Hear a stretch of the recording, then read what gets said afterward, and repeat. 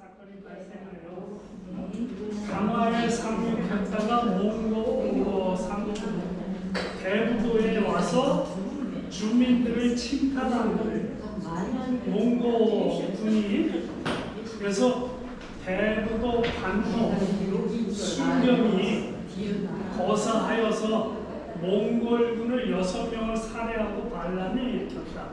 그래서 수주부사 안열이 군사를 거느리고 대부도에 와서, 수주부사는 누구예요?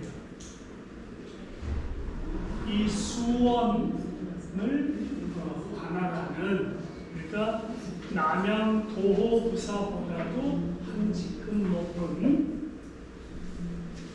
진압했다. 황제의 명을 받아 다루가치가 대부도 최초 벼슬아치, 대부도를 이렇게 관할하는 그 중에 가장 높은 장을 제출하고 벼슬하는 사람을, 그리고 당성 사람 홍택, 제부도 사람, 대부도 사람인데 왜 당성 사람이라고 했어요? 남양홍씨고 당성홍씨, 그리고 대부도도 남양의 관할성이었잖아요. 그래서 당성 사람을 홍택을 데리고 홍균비를 퇴장하였다, 때렸다.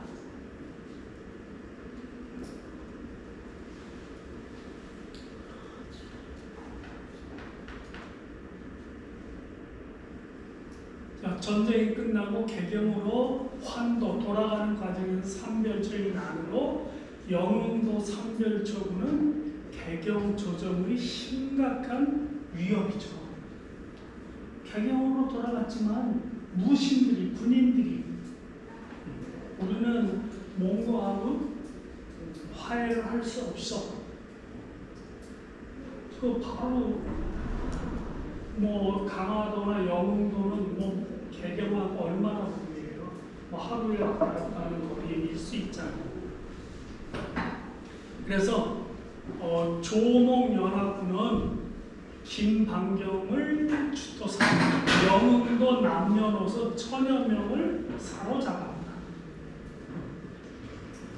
그리고 영흥도는 유배지로 활용이 되는 거예요.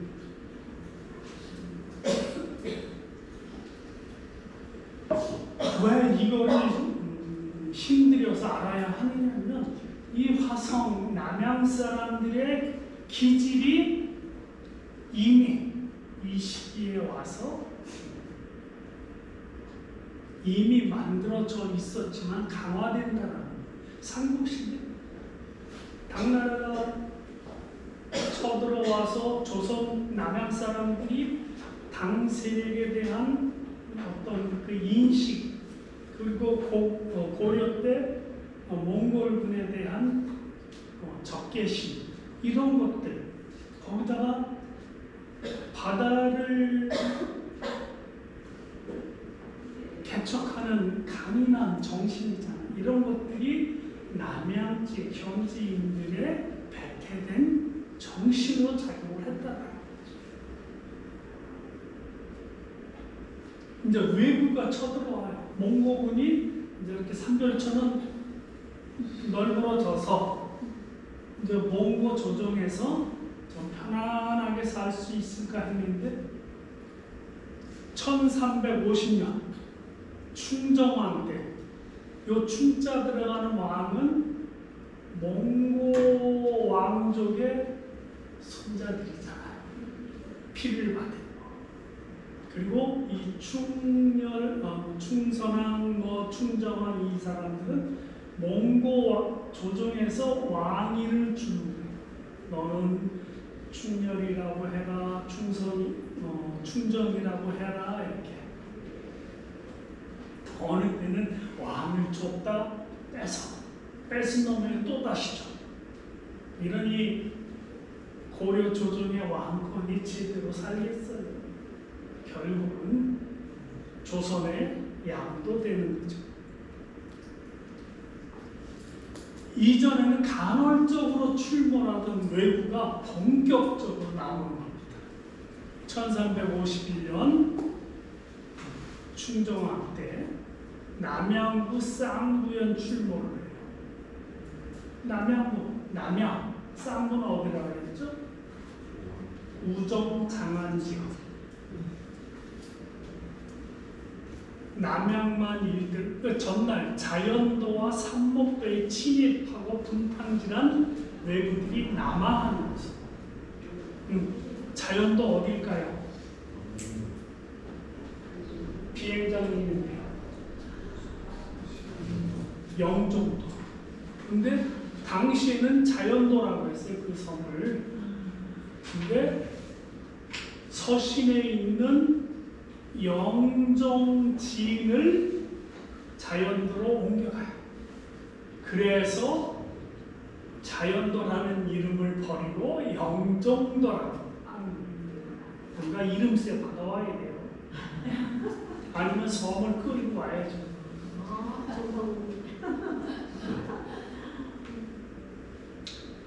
뭐 이런 거는 이제 뭐 필요 없다고 해도 1358년 공민왕 7년 왜구가 화지랑을 침입해서 화량진을 지와리에 마산수도에 불태우는 거예요.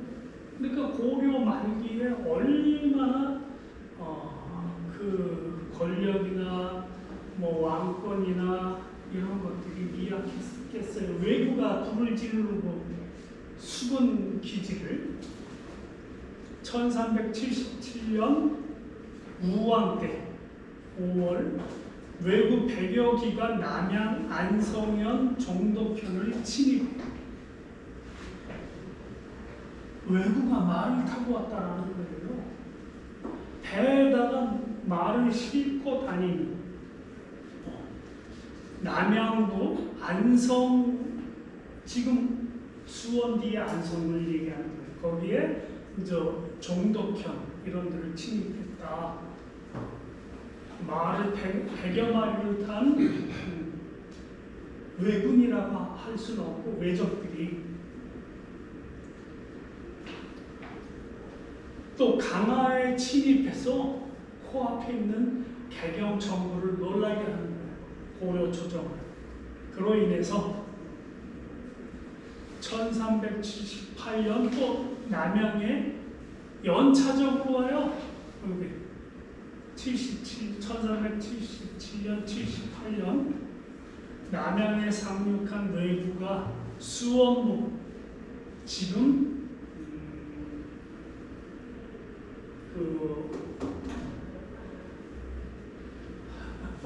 그 용주사 윤건능 안에 수원부가 있었어 이때는. 근데 조선 정조 때 정조가 그 수원부를 지금 팔달산으로 옮기고 현룡원을 건립을 하는 겁니다. 수원부까지 침입.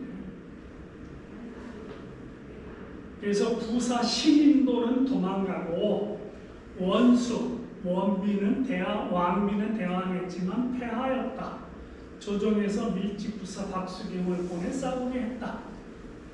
이 원인은 내륙까지 말을 타고 침략한 것은 왜구가 얼마나 노력을 해댔으면 배로다 그 조국 세운을 옮기지 마.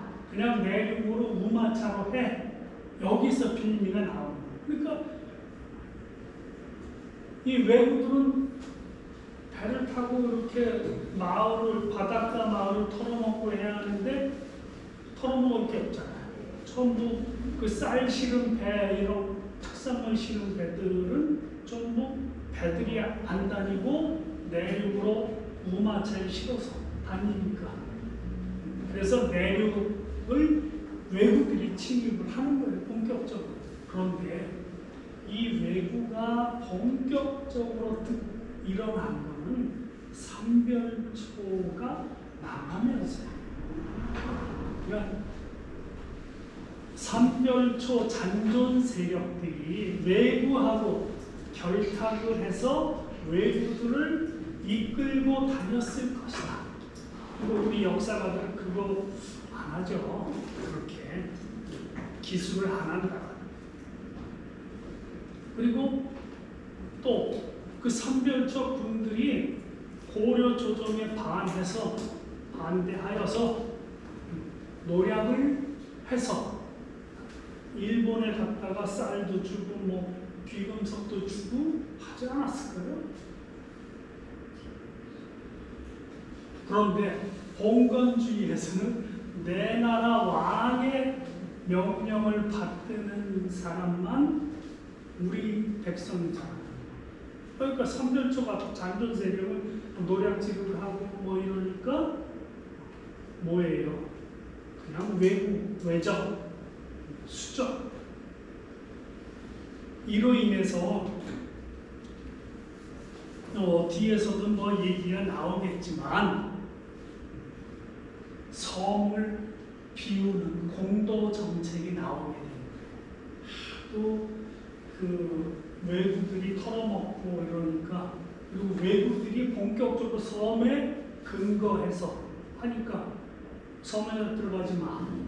2년마다 한 번씩 돌아다니면서 섬에 있는 사람들을 잡아다 본토로 옮기는, 그것이 조선 중후기까지. 그래서 일본 아이들이 독도를 먹는 영향을 주는 공도 정책, 섬을 비우는 정책.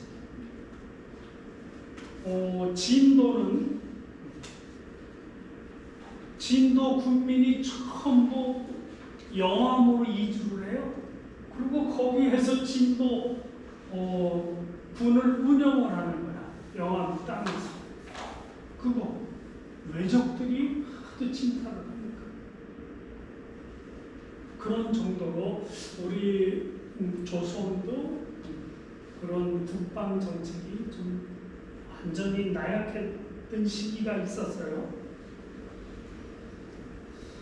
1391년 공민왕 3년에 9월 외적 남양에 침입하여 양강도 관찰사가 안경영의 군대를 보내 물리치고 겨우 15명 잡았다. 자, 외구가 출몰하면 지방관이 1차로 격퇴를 하고 중앙에서 만호는 뭐예요?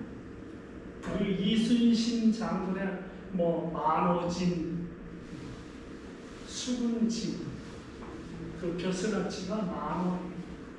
그러니까 만호가 지키는 진, 파량진 같은 경우죠. 원수, 도순문사, 포회사 등이 파견이 돼서 대응을 하는 거죠. 외구의 창궐로 방어소를 설치, 연안 지역에 방어소, 전쟁나면 우리 어딜 가요? 방공호를 하잖아요. 그런 이렇게 모여서 울타리 쳐진 것을 얘기하는 거예요. 성이겠죠? 군사 분산 배치, 한 군데 두지 말고 한 번에 당하지 말고 기성군, 외적을 대항하기 위해서 수군을 두게 되는 거고요. 각종 화약이 개발되는 거예요. 최무선 이때부터 이제 화약을 개발하고 수군이 본격 건립이 된다고 할까요?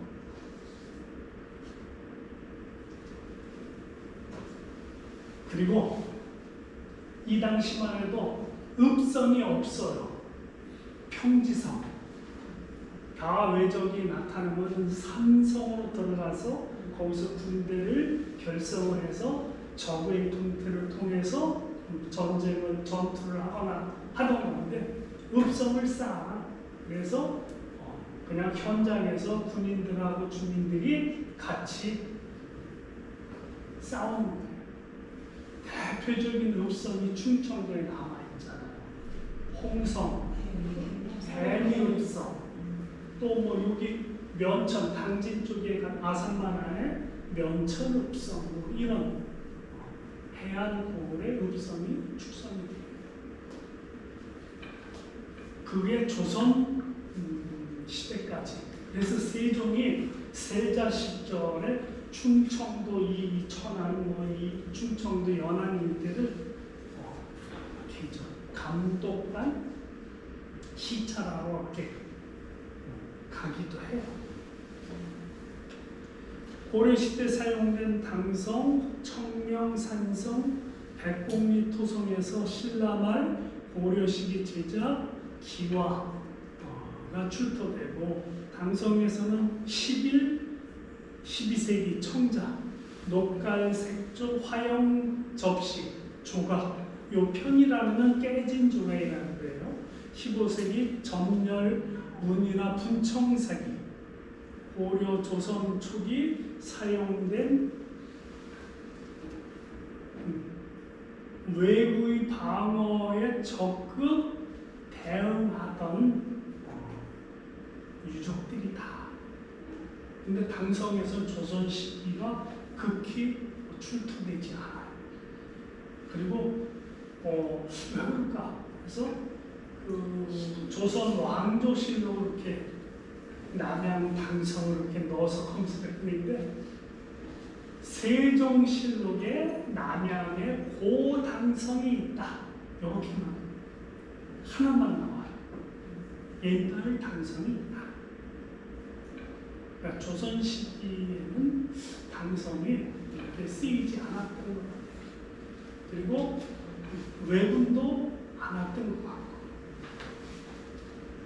1385년 우왕 11년 남양 부사로 부임했던 정도전이 밀직사에게 올린 글을 보면 여러 차례 외부의 침입으로 공경스러운 남양 지역의 상황을 살필 수 있다. 이 고을은 대해를 큰 바다를 접하고 있어 외구가 때도 없이 출몰합니다. 그리하여 주민들이 여러 번 소란을 떨었으니 피난가고 전투를 치고 진실로 통민한 재주를 가진 하늘과 통하는 재주를 가진 사람 아니면 그것을 무마하고 방어할 방법을 얻지 못할 것입니다. 정도진이 고려 말에 남양 현감으로 남양에 부임했을 때 남긴 말이에요. 이 정도로 봐서 고려 말에 이 남양 지역의 외구의 극성이 얼마나 소란스러웠는가를 짐작하는 말입니다.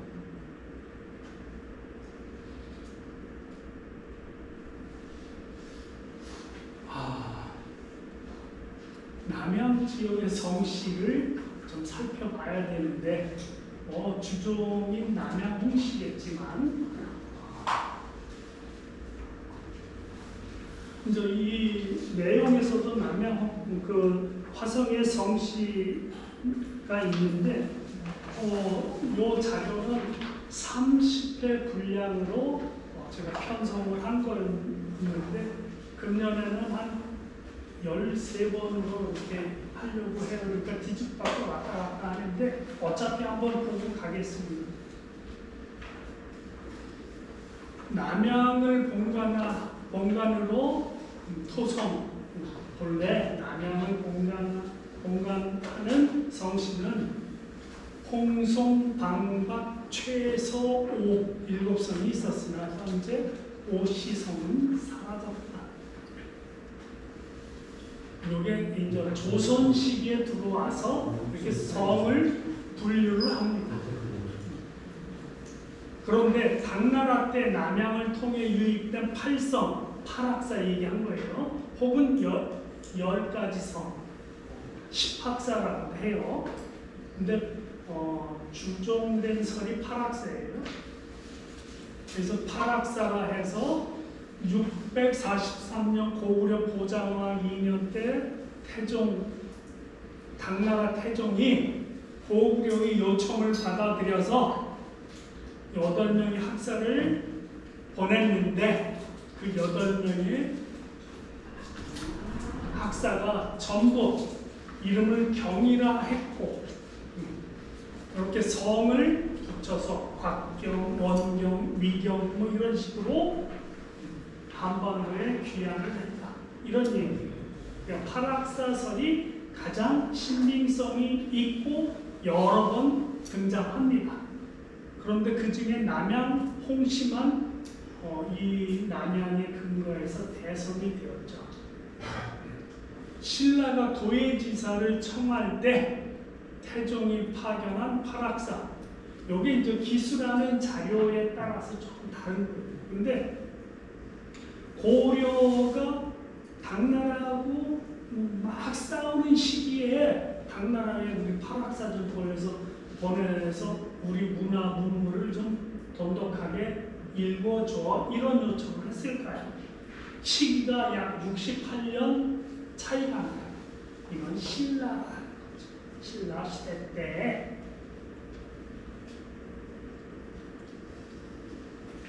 고려 광종 11년에 960년 고려 광종 11년경에 이때 광종이 중요한 왕이잖아요. 무슨 제도를 도입해요?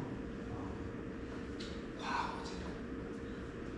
그러니까 광종 이전에는 당나라에서 과거를 보고 귀국해서 관리가 되는 그런 경우가 있었는데, 이제 고려 땅에서도 과거를 보아서 관리를 선발하자, 이런.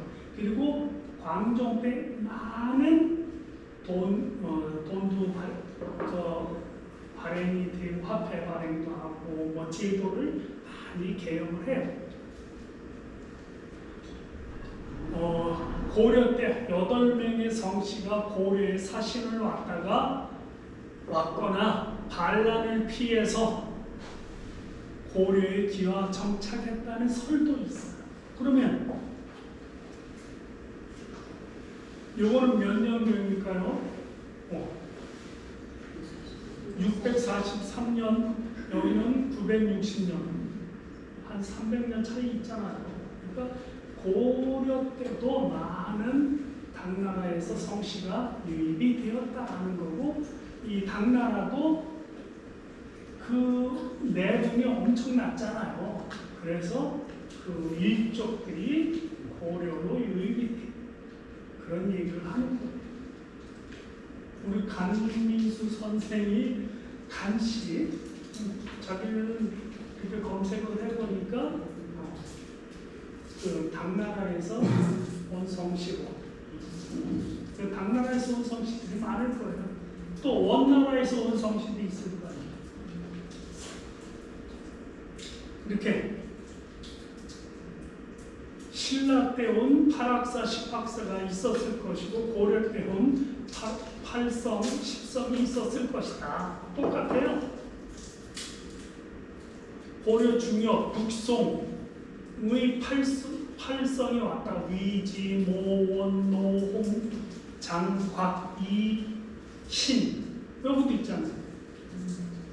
그러니까 이거를 기술한 사람의 그 오기일 수도 있고,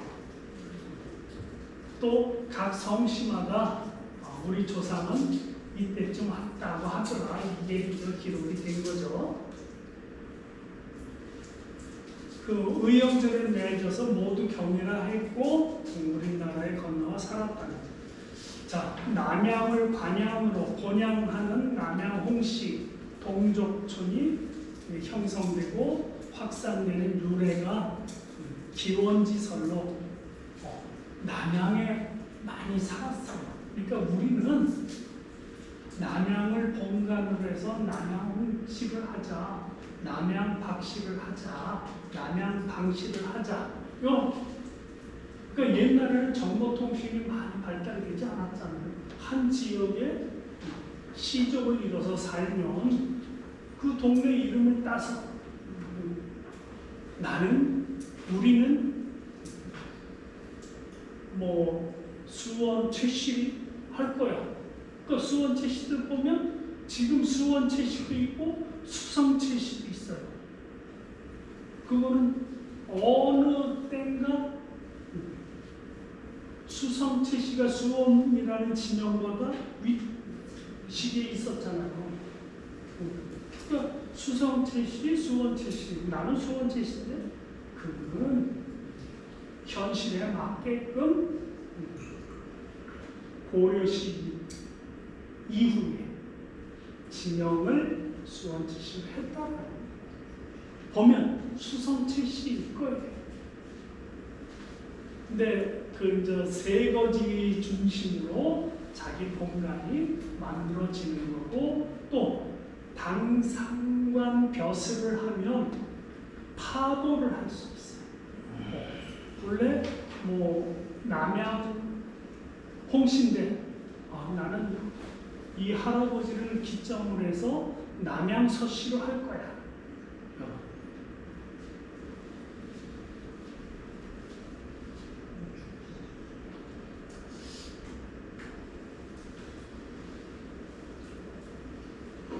자, 그래서 저는 이 남양홍씨가 지금도 당성홍씨가 있어요.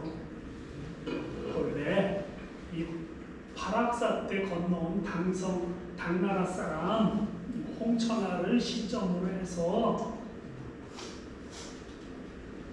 이렇게 쭉 내려오다가 고구려 복원운동할 때 건모장이 이 당나라 사람들, 당나라를 인해서 고구려 백제가 망하잖아요. 그러니까 건모장이 복원운동을 할 때 신라 귀족과 당나라 사람들을 척결을 했어요. 이때에 아니야, 나는 본래 여기 한반도 성씨였어, 이렇게 되지 않았을까. 그래서 토성, 나는 남양홍씨야. 근데 고구려 때는 남양이라는 지명이 안 남았잖아요. 그런데 이제 중간에 가면 홍선행으로부터 남양홍씨가 중시조가 돼서 홍선행을 고려 때 벼슬을 한 왕건을 도와서 나는 남양홍씨의 시조야, 1세대. 그럼 그 안에 있는 그 윗세대들은 공중에 뜨잖아요. 그런 그 혼란의 시기가 있었죠. 또 달리 남양홍씨는 계통을 달리 당홍, 토홍 이렇게 두 집단으로 분류가 돼, 큰 분류가 있어요. 당나라 팔학사의 한 명인 홍천하를 시조로 해서 고려 개국공신 홍은녀를 1세 중시조로, 삼중대광태사 중시조를 1세조로 해서 당홍이라 한다. 이렇게 지금 근세 분류가 돼 있어요.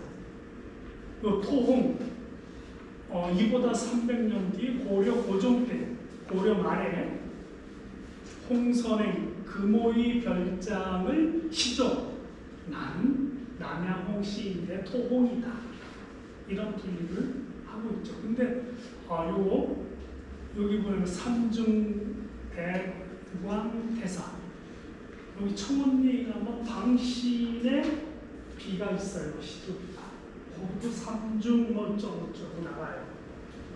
고려의 개국공신이다. 아마 이 시기예요. 그러면 그 고구려 신라 때 귀화해서 나라에 협조를 하고 이런 큰 벼슬 자기를 받아서 자기가 후손들이 그 인물을 중심으로 중시조를 세우고 1세조로 하고 그런 것이 되겠죠. 자, 여기 보면은 지금 하나, 둘, 셋, 여기 7가지 설이 있는데 비중이 큰 것을 분리해서 기록을 했어요. 당홍은 당에서 온 홍씨를, 토홍은 우리나라의 토착 홍씨를 지칭한다. 이거 홍씨들이 분류하는 거예요. 이럴 것이다. 두 번째, 당홍이나 토홍 모두 남양을 토성으로 당나라 홍씨와 구별하기 위해서 토홍이라는 말이 생겨났다는 선. 요건 홍씨들이 분류하는 거예요. 당홍 선시조 홍천하 639년 여기 영의왕 22년 팔악산 고구려에 왔다가 신라의 당성 후로 봉해졌고 669년에 고구려 멸망 후 건모령의 반란으로 당의 관인과 귀족 처단 때 홍천하의 삼남 홍순명이 신분을 토홍으로 칭해 죽음을 면했다는 설. 그러나 홍신혜가 이야기를 하지만 기록은 없다. 근데 구체적이잖아요, 좀. 고려사에 각종 지리지 사료에 보면 당홍, 토홍의 구별을 살필 수 없다. 고려사에서는 당홍이나 토홍이라는 기록이 없다. 고려 충선왕 2년 당성이 남양으로 개칭되면서 당성 홍씨 일부가 남양 홍씨로 번간을 바꿔 쓰게 되었을 것이다 라는 설도 있고요. 임진왜란 병자호라는 전후 문의공파 구세에서 분파된 대호 공군파 11세 때 분파한 참의 공파, 정효 공파 등이 우리나라의 전쟁을 분화하였다. 지금 홍범리에 가면 이 참의 공파가 됐습니다. 우리 홍주아 선생님은 어느 파예요? 참의 공파죠. 참의 공파가 많이 근데 이 문의공파에서 분파를 한 대호 공군파 요 분들의 묘소가 당꽃에 가면 있어요. 그 70년에서 이렇게 정복년 이렇게 싹 넘어가는데 그리고 홍범리에는 이분들에서 이렇게 이제 나중에 조선시대 때 벼슬을 하시는 뭐 홍엄필, 홍섬, 홍담 이런 분들의 묘소가 경기도 문화재로 지정이 돼 있어요. 현재 남양 홍씨는 40만 정도인데 인구 90%가 남양 홍씨로 이중 8합이 당홍이다. 남양 홍씨 말고 또 홍씨들이 한 8가지인가 4가지가 돼요. 근데 일제강점기에 조사한 거는 홍씨 수가 많아. 근데 그 이후에는 절반 정도로 줄어요. 그 자기 건강이. 그러니까 일제강점기에는 일본 아이들이 조사를 하면서 너네 무슨 홍씨야? 쭈뼛쭈뼛하면 그 동네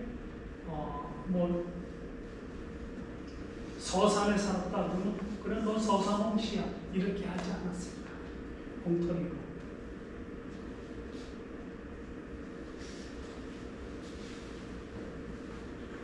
좀 이렇게 성씨는 간단하게 넘어갔고 시간 되는 대로 화성의 산모를 보겠습니다.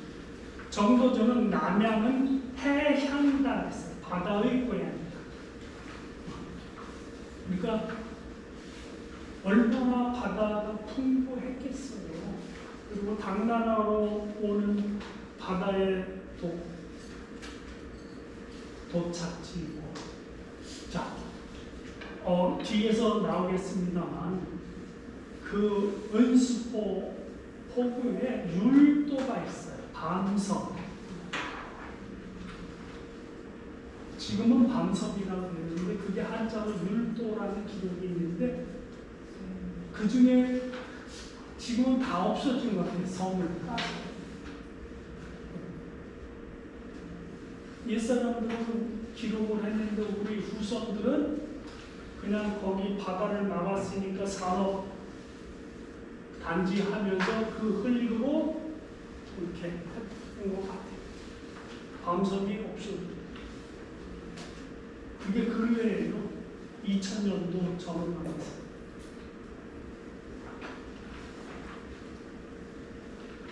자, 이 경기 연안은 농사짓기 좋잖아요. 평지도 있고 계곡을 이렇게 하천을 따라서 주변을 조금씩 나와.